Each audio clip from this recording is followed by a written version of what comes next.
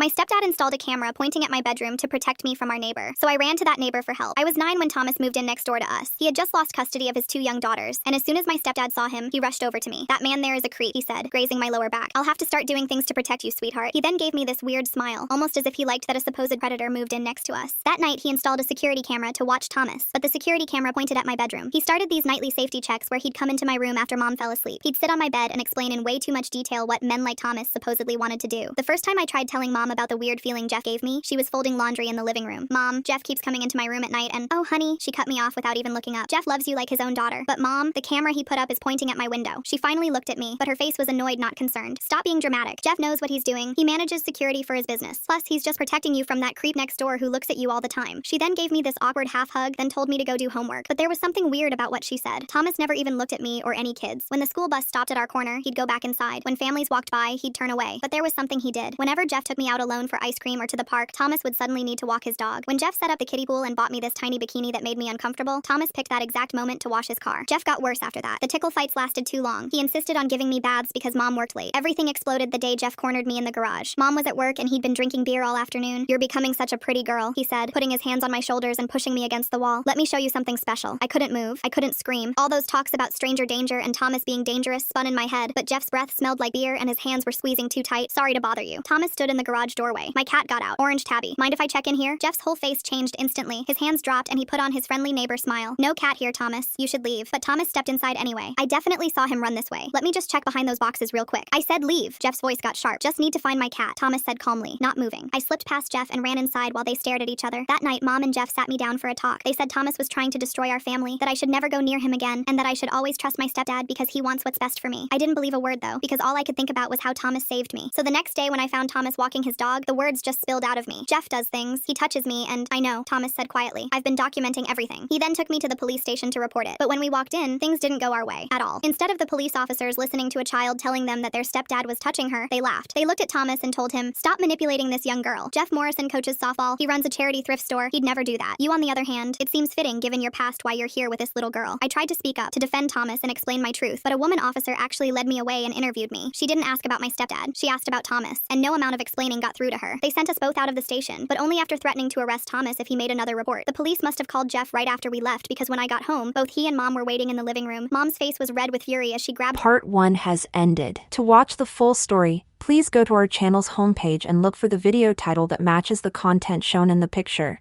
and you will find the full story video. Thank you for listening, and we apologize for this inconvenience.